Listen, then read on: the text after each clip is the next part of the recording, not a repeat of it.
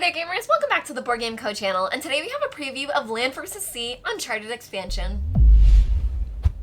Hey there gamers, it's Professor Meg here, and welcome back to the Board Game Co channel. Today we have a preview of Land vs. Sea, the Uncharted expansion. This is already an existing game, it's tried and true, you can see it on BGG, and this is a sponsored video by Good Games Publishing because you can check out the campaign link down below for everything that they have planned for the current crowdfunding campaign, but this is going to be a preview for the expansion as well as explaining the game in general and how to play, because it would be very tricky to explain what the expansion does without showing you a little bit more about Land vs. Sea.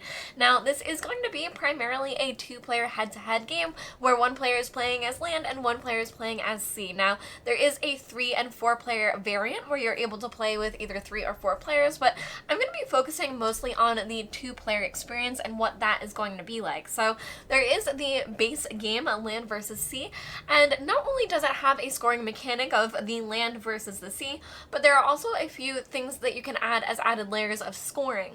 But the expansion is going to add 3 new ways for you to do that, and they're all going to harken back to things that already score in the base game. So not only does it add something new, but it also adds a layer of strategy with things you're already placing out on the board. So I think it really ties back to the base game really well, that it makes even old tiles very, very useful still. Now, another thing that this is going to add is this starting tile, that there are actually 2 of these. One of them is already in front of me on the table, but there are 2 that you're able to start with, and this is going to enable players to be able to score points right from the beginning of the game to kind of have both the land and the sea players on even footing no matter who goes first. So there are these starting tiles that are going to come with the game as well. There are 3 new ways for you to score that are expansions, and on top of that there are going to be new tiles for you to place out when you completely fill an area in your land or sea. Now, throughout the game, players are going to have 2 tiles at all times, and they're going to take turns going back and forth placing a tile. So once you place one, you will then draw one from the stacks available, and when you are placing them, you're trying to score for your particular faction, whether you're playing as the land or the sea. Now, in order for players to score points, they need to enclose their area. So the land players are looking to enclose a piece of land. For example, here you can see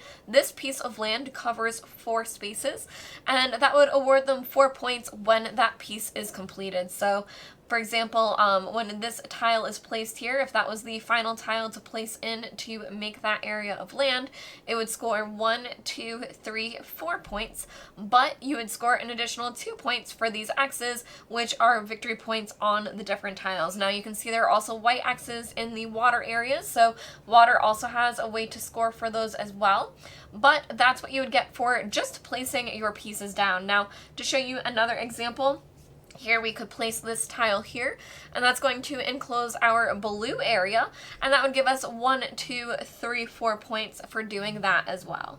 Now, in the base game, players are also able to get extra points from things like corals and mountains if you're playing with that particular module, and that means when you place them near each other, you'll be able to get victory points for that. So you want to chain coral next to coral and mountains next to mountains to get yourself some extra victory points there. And there's also the caravans and ships. So players will be placing those out, creating these different routes that at the end of the game, whoever controls the different trade routes will get some extra victory points in that as well. So with that being said, in this current expansion, there are the Bandits and Pirates. So you can see that we currently have a caravan here where it is a ship, a caravan, and another ship. And players are able to place out either pirates or bandits depending on what type of area they're trying to do, either land or sea. And when they do that, they're able to steal victory points from the areas that they are touching. So in this example here, the player that was able to place out this pirate ship would be able to gain themselves 2 victory points because there are 2 ships along this route. Now, another thing that the expansion is going to add is the Menhirs. So the Menhirs are going to be something that allows players to score victory points when they are connected in a direct line. So you can see here that we have 2 out, meaning that when this one was placed, whoever placed it would have been able to score those 2 victory points there. But you can see that there are some victory points in this current area. We have 1, 2, 3, 4, and there is currently a Menhir here. So if a player were to place out a piece, for example, they could place this piece here, and that would put a menhir out. However, you can see that there is a gap. Now, this gap is actually very special because whenever players have an area that is completely surrounded by one type, they're able to take one of these special tiles and place it in as well. So the player that would place that would be able to place that in and gather themselves a nice 7 victory points there. And as I mentioned earlier, they would actually get a little bit more victory points as well from the coral that is touching, but that's a way that you would be able to place out these really big pieces for your different areas, but they can be very, very tricky because overall the point of the game is closing in your different areas. Now, if you're able to close in a really big area, that is a ton of victory points for you, but it can get trickier and trickier to close in those areas as your opponent is branching out where you may have some splits, so it can be very, very hard to close in those large areas as well. Now, finally, cities are also added to the game, and you actually saw me place one over here, but cities are going to allow you to gain some additional victory points. So in a regular game, it's going to allow you to double the victory points for the areas that are touching the city, but when you're also playing in a larger player game, you might be playing with the waypoints, and the waypoints also score higher when these cities are touching them. Now, these cities can also be very, very cool and thinky for the end of the game because there are those different trade routes that score. So when you have a trade route, whether there's more ships or more caravans, whichever one wins is going to be the one to score, and they would normally get 1 victory point. For example, if the sea won, they would get a point for every ship along that route, but if there is a city touching it, you're going to get 2 points for each of the ones that are touching that city, so they can add additional scoring victory points for you in that way as well. Now, a few layers of the game that I didn't go over is that there are going to be some tiles that come out that have special abilities on them as well. For example, this symbol here means that you're able to place another tile, meaning that you're able to place both of the tiles in your reserve during one turn, meaning that you can get way ahead on your opponent when doing so. But another thing you're able to do is have this steal a token, because when you are drawing these tiles, they do stay face down. You get to see what the other side is, but your opponent does not. So there is this steal a tile, hoping that maybe you see an opponent working towards something. Perhaps they're lining up a lot of victory points and they might have a menhir on the other side of their tile, something like that, that you might want to try to steal it to see if you're able to do something a little creative with that instead. Now, the Bandits and Pirates are also really going to affect the different trade routes because normally you're trying to build them as prestigiously as possible, but because they're able to come up and grab victory points for other players that are able to place them, you might want to have multiple smaller routes instead of connecting one larger route. As a two-player head-to-head game, Land vs. Sea can be very frustrating and very satisfying.